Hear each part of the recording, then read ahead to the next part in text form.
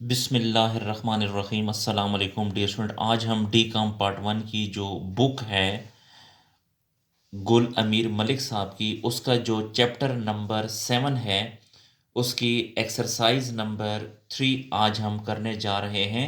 To column cash book. तो page number 148 निकालें। जी, page number है 148 और एक्सरसाइज नंबर 3 आज हम करने जा रहे हैं। तो 3 में कहता है record the following transactions in two column cash book. Transaction record करनी है टू कॉलम कैश बुक में of a trader and find out the balance of the cash at the end of the month. तो इसमें हमने to column cash book बनानी है। तो dear friend, जब भी हम टू कॉलम कैश बुक बनाएंगे तो टू कॉलम कैश बुक का जो फॉर्मेट है वो ये है। सबसे पहला कॉलम जो होगा वो डेट का होगा, उसके बाद डिस्क्रिप्शन का, और उसके बाद ये रेफरेंस का कॉलम होगा। इसमें कुछ लिखना नहीं है, या अगर आप लिखें तो रेफरेंस लिख सकते हैं। और ये जो है डिस्काउंट का कॉलम है, ये अमाउंट का कॉलम है। दोबारा फिर यहाँ पे डबल लाइन लगेगी और उसके बाद फिर डेट, डिस्क्रिप्शन और रेफरेंस का कॉलम और डिस्काउंट का और अमाउंट का। तो डियर स्टूडेंट, ये जो है टू कॉलम कैश बुक है। तो आपको मैंने पहले ही बताया था कि टू कॉलम कैश बुक एक ऐसी कैश बुक होती है जिसके दोनों अतराफ पे अमाउंट के दो कॉलम होते हैं। देखें, एक डिस्काउंट का कॉलम है और एक अमाउंट का कॉलम है। इसी तरह इस साइड पर भी एक डिस्काउंट का कॉलम है और एक अमाउंट का कॉलम है। जी डियर स्टूडेंट, आपको मजीद में बताता चलूं कि एक बात याद रखें कि जो हम ट्रांजैक्शन करेंगे, अगर इस ट्रांजैक्शन में कैश कैश जब भी आएगी तो आपने इस साइड पे लिखना है। जब भी कैश जाएगा तो आपने इस साइड पे लिखना है। तो अब हम क्वेश्चन की तरफ आते हैं। जी, इसमें कहता है February 1 को स्टार्टेड बिजनेस विथ कैश 20,000। जी, कारोबार शुरू किया है कैश से 20,000 से। तो देखें, जब भी कोई बंदा कारोबार शुरू करता है तो सबसे पहले वो कारोबार में कैश लाता है। यानी इसका मतलब ये है कि कारोबार शुरू करने से पहले सबसे पहले बंदा कारोबार में कैश लाता है। तो इसका मतलब ये है कि कैश आया है तो आपने इस साइड पे लिखना है। तो डेट है फर्स्ट, यहाँ पे फर्स्ट डेट लिखें। तो स्टार्टेड बिजनेस विद कैश 20,000, कारोबार शुरू किया है कैश से 20,000 से। तो यहाँ पे आपने लिखना है कैपिटल, क्योंकि जिस सरमाए से, जिस कैश से कारोबार शुरू किया जाता है उसे कैपिटल कहा जाता है। और अमाउंट के कॉलम में लिखेंगे 20,000। जी, उसके बाद जो नेक्स्ट ट्रांजैक्शन है सेकंड को, परचेज्ड फर्नीचर 2500। Purchased furniture 2500। जी, फर्नीचर खरीदा है 2500 का। तो देखिए, जब हमने फर्नीचर खरीदा है तो हमने पेमेंट की है, क्योंकि जब हमने फर्नीचर खरीदा तो फर्नीचर हमारे पास आया और हमने जिससे फर्नीचर खरीदा है उससे हमने कैश पे कर दिया। तो कैश हमसे चला गया। तो जब भी कैश जाएगा तो आपने इस साइड पे लिखना है। तो डेट है सेकंड, यहाँ पे डेट के कॉलम में लिखें 2 तारीख है। परचेज फर्नीचर, हमने फर्नीचर खरीदा है तो डिस्क्रिप्शन के कॉलम में लिखेंगे फर्नीचर। फर्नीचर अकाउंट, कितनी पेमेंट की है 2500, तो अमाउंट के कॉलम में लिखेंगे 2500। जी, एक और बात बताऊं कि मैंने आपसे कहा था कि जब भी हम पेमेंट करेंगे उसको इस साइड पे लिखेंगे, जब भी हमें कैश रिसीव होगा तो इस साइड पे लिखेंगे। तो अब यहाँ पे जब हमने फर्नीचर खरीदा है तो हमने पेमेंट की है, इसलिए पेमेंट वर्क को आपने इस साइड पे लिखना है, क्रेडिट साइड पे। उसके बाद जो नेक्स्ट ट्रांजेक्शन है 3 तारीख को, पेड इंश्योरेंस प्रीमियम 250। हमने इंश्योरेंस प्रीमियम पे कर दिया 250। तो इंश्योरेंस हमने पे किया है, इसका मतलब ये है कि हमने अदायगी की है। तो अदायगी की एंट्री इस क्रेडिट साइड पे लिखेंगे। तो यहाँ पे डेट लिखें, 3 डेट है तो यहाँ पे लिखें 3 तारीख को पेड इंश्योरेंस प्रीमियम, तो यहाँ पे लिखें इंश्योरेंस प्रीमियम, या इंश्योरेंस प्रीमियम अकाउंट या इंश्योरेंस अकाउंट भी आप लिख सकते हैं। पेमेंट की है 250, तो अमाउंट के कॉलम में लिखेंगे 250।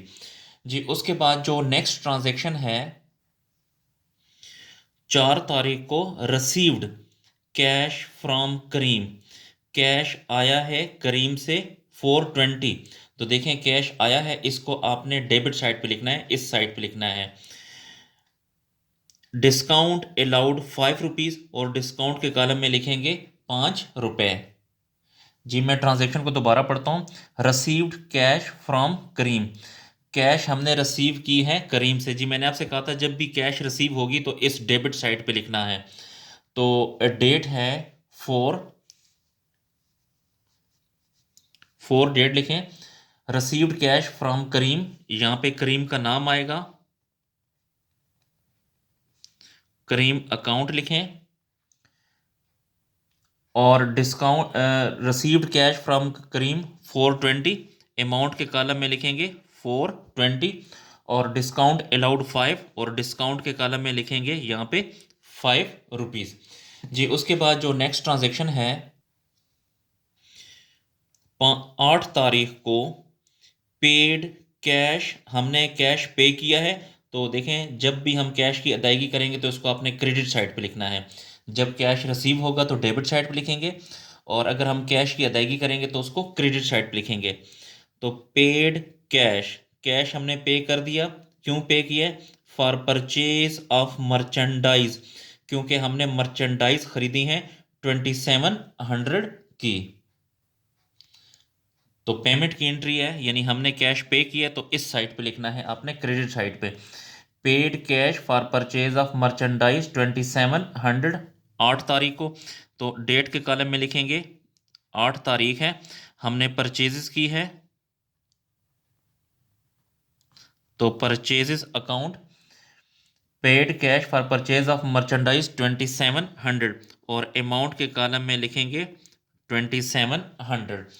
जी उसके बाद आपने नेक्स्ट ट्रांजैक्शन करने जा रहे हैं 8 के बाद 10 तारीख को पेड। देखें ये भी पेड की एंट्री यानी पेमेंट की है, तो इसको भी क्रेडिट साइड पे लिखना है। पेड टू न्याज 385, हमने न्याज को पेमेंट की है 385 इन फुल सेटलमेंट ऑफ ₹400, जबकि हमने अदायगी करनी थी 400। जी दोबारा एंट्री को मैं पढ़ता हूँ। पेड टू न्याज, न्याज को अदायगी की है 385, तो अमाउंट के कॉलम में लिखेंगे 385 इन फुल सेटलमेंट ऑफ ₹400, जबकि हमने उसको अदायगी करनी थी 400। तो देखिए 400 और 385 का जो डिफरेंस है वो 15 रुपीज़ है। तो ये 15 रुपीज़ आपने डिस्काउंट के कॉलम में लिखना है। जी मैं ट्रांजैक्शन दोबारा पढ़ता हूँ। 10 तारीख है, तो पेड की एंट्री, पेमेंट की एंट्री आपने इस क्रेडिट साइड पे लिखनी है। पेड टू न्याज, अदायगी की है न्याज को, तो यहाँ पे न्याज का नाम आएगा, न्याज अकाउंट। अदायगी की है 385, अमाउंट के कॉलम में लिखेंगे 385। Paid to Niyaz 385 in full settlement of ₹400, जबकि हमने उसको अदायगी करनी थी 400। तो 400 में से 385 को माइनस करेंगे तो बाकी 15 बच गया। ये जो 15 है ये डिस्काउंट के कॉलम में आपने लिखना है। जी उसके बाद नेक्स्ट ट्रांजैक्शन है 13 डेट को रिसीव्ड। देखें ये रिसीव्ड है, इसका मतलब ये है कि पैसे आए हैं, पैसे रिसीव हुए हैं। तो जब भी अमाउंट रिसीव होगी तो उसको आपने डेबिट साइड पे लिखना है। तो received cash from Rashid, Rashid से कैश आया है 1200, तो आपने डिस्क्रिप्शन के कॉलम में राशिद लिखना है, और अमाउंट के कॉलम में लिखेंगे 1200 in full statement of invoice ₹1250, जब कि उससे हमें पैसे वसूल होने थे 1250। जी दोबारा मैं पढ़ देता हूँ। Received cash from Rashid 1200, Rashid से कैश आया है 1200, अमाउंट के कॉलम में लिखेंगे 1200, डिस्क्रिप्शन के कॉलम में लिखेंगे Rashid in full statement of invoice ₹1250, जबकि हमें पैसे मिलने थे 1250। तो 1250 और 1200 का जो डिफरेंस है वो 50 है, तो डिस्काउंट के कॉलम में आपने लिखना है 50। जी डेट है 13, तो डेबिट साइड पे डेट लिखें 13। रिसीव्ड कैश फ्रॉम राशिद, तो यहाँ पे राशिद का नाम लिखें, राशिद अकाउंट। 1200, अमाउंट के कॉलम में लिखेंगे 1200 इन फुल सेटलमेंट ऑफ इनवाइस ₹1250, जबकि हमें पैसे वसूल होने थे 1250। तो 1250 में से 1200 को माइनस करें तो बाकी 50 बच गया, तो डिस्काउंट के कॉलम में लिखेंगे 50। जी नेक्स्ट ट्रांजेक्शन है, इसके बाद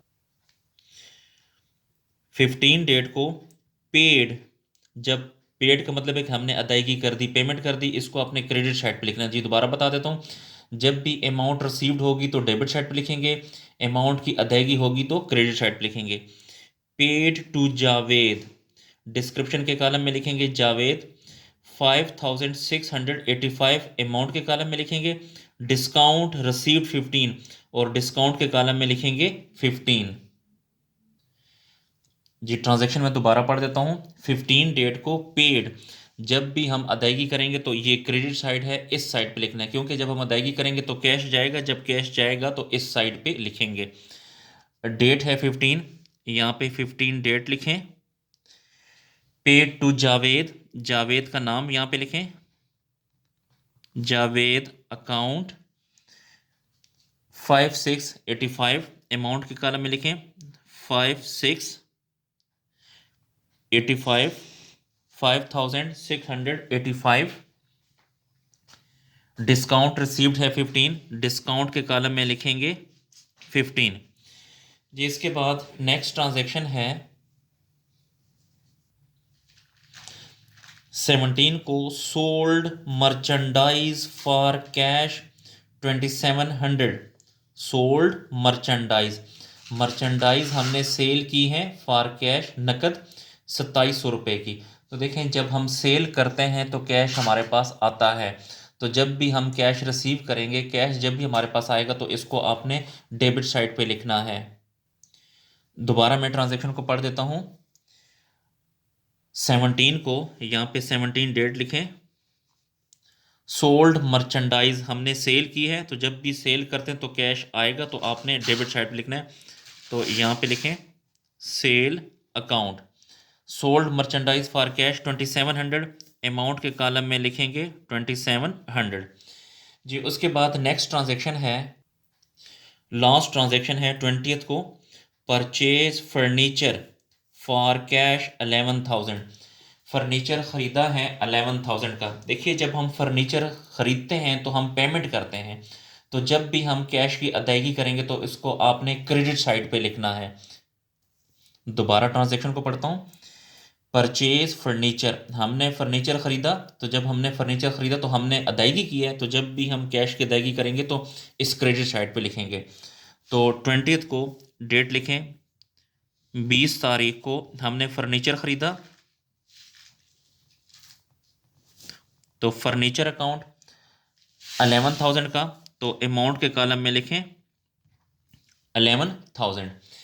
जी ट्रांजैक्शन कंप्लीट हुई। अब आपने इस तरह करना है कि जब भी ट्रांजैक्शन हमारी कंप्लीट हो जाती हैं तो आपने ये देखना है कि इस साइड को प्लस करेंगे, ये क्रेडिट साइड है, इस साइड को प्लस करेंगे, ये डेबिट साइड है। तो अगर ये साइड, जो सी साइड बड़ी होगी इन दोनों में से, यानी जो सी अमाउंट बड़ी होगी तो वो आपने दोनों साइड पे लिखना है। तो अब पहले हम इसको कैलकुलेट करते हैं, इस साइड को प्लस करते हैं, उसके बाद हम इसको प्लस करते हैं। जी कैलकुलेटर पे प्लस करें जी, 20,000 प्लस 420 प्लस 1200 प्लस 2700। जी इस साइड को हमने प्लस किया तो ये आया 24,320। अब इस साइड को प्लस करते हैं, 2500 प्लस 250 प्लस 2700 प्लस 385 प्लस 5685 और प्लस 11,000। तो इससे आया 22,520। जी दोबारा बता देता हूँ कि ये जो अमाउंट का कॉलम है इनको हमने प्लस किया तो 24,320 आया, जबकि ये क्रेडिट साइड हमने प्लस किया तो इससे आया 22,520। तो इन दोनों में से ये वाली साइड बड़ी है, तो जो सी साइड बड़ी होगी वो आपने दोनों अतराफ पे लिखना है। तो ये साइड बड़ी है, इनको प्लस किया तो ये आया 24,320। यहाँ पर भी यही अमाउंट लिखें 24,320। अब 24,320 में से माइनस करें 2,500 माइनस 250 माइनस 2,700 माइनस 385 -5685 -11,000, तो आपके पास जो अमाउंट बच जाएगी वो 1800। तो यहाँ पे लिखें 1800। इसे आपने कहना है बैलेंस। जी दोबारा बता रहा हूँ कि इन दोनों में से ये वाली साइड बड़ी थी, तो 24,320 यहाँ पर भी लिखा और 24,320 यहाँ पर भी लिखा। 24,320 में से ये जितनी भी अमाउंट है यहाँ से लेके यहाँ तक ये सारी माइनस करेंगे तो बाकी 1,800 रुपये बच जाएगा। तो इसे आपने कहना है बैलेंस। तो डिस्काउंट का कॉलम कैसे लिखेंगे? 15 + 15 कितना होता है? 30। यहाँ पे 30 लिख दें। इसी तरह 5 + 50 55 होता है, तो यहाँ पे आपने लिखना है 55। जी डियर स्टूडेंट, हमारा जो कैश बुक का ये सवाल है कंप्लीट हुआ। अगर आपको मेरी वीडियो पसंद आ रही है तो मेरे चैनल को लाजमी सब्सक्राइब करें और मेरी हौसला अफजाई के लिए मेरी वीडियो को लाइक भी करें। डियर स्टूडेंट, अगर आपको किसी पॉइंट की समझ नहीं आ रही तो आप कमेंट सेक्शन में जाकर मुझसे पूछ सकते हैं। इसके अलावा डी कॉम पार्ट 1 की जो मैथमेटिक्स एंड स्टेटिस्टिक्स की बुक है खादिम हुसैन साहब की, उसका मुकम्मल सलूशन मैंने अपलोड कर दिया है, तो आप प्ले लिस्ट में जाकर वहाँ से हासिल कर सकते हैं। जी बहुत शुक्रिया। अल्लाह हाफिज़।